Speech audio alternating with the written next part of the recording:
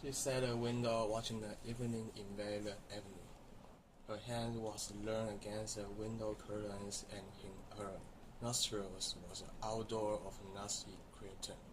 One time there used to be a field there in which they used to play every evening with the other people's children.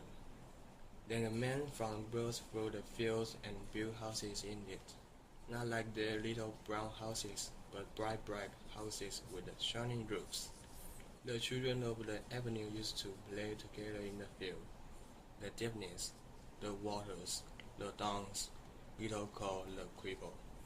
She and her brothers and sisters, Ernest, however, never played. She was too grown up.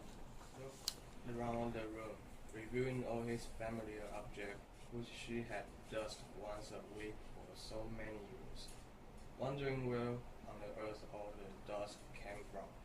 Perhaps she would never see again those familiar objects from which she had never dreamed of being divided. And yet during all those years she had never found out the name of the priest whose yellowing photograph hung on the wall above the broken harmonium, beside the colored print of the promises. May the blessed Margaret Mary alive to work hard both in the house and at business. What would they say of her in the stores when they found out that she had run away with a fellow? Miss Gibbon would be glad. She had always had an edge on her, especially whenever there were people listening. Miss Hill, don't you see these ladies are waiting? Look lively, Miss Hill, please.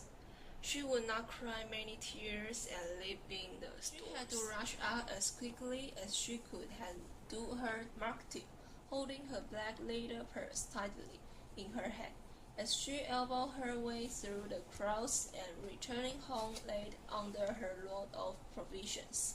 It was hard work, a hard life, but now that she was about to leave it, she did not find it a wholly undesirable life. Was about to explore another life with Frank. Frank was very kind, manly, open-hearted.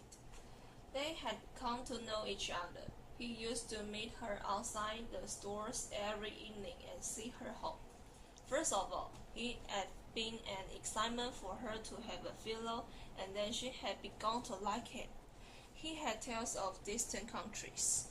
He had started as a deck boy, and he had sailed through the Straits of Magellan, and he told her stories of the terrible techniques.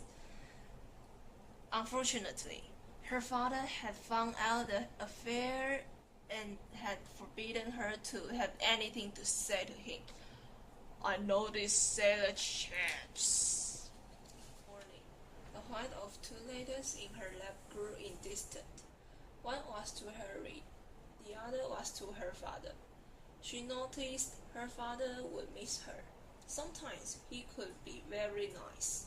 Not long before, when she had been laid up for a day, he had made toast for her at the fire. Another day, when their mother was alive, they had all gone for a picnic to the Hill of Hope.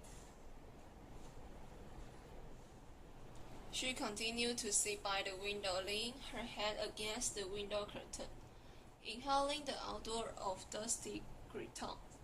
She knew the air strange that it should come that very night to remind her of the promise to her mother, her promise to keep the home together as long as she could.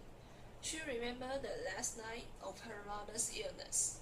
She was again in the close dark room at the other side of the hall outside. He would give her life, perhaps love too, but she wanted to live.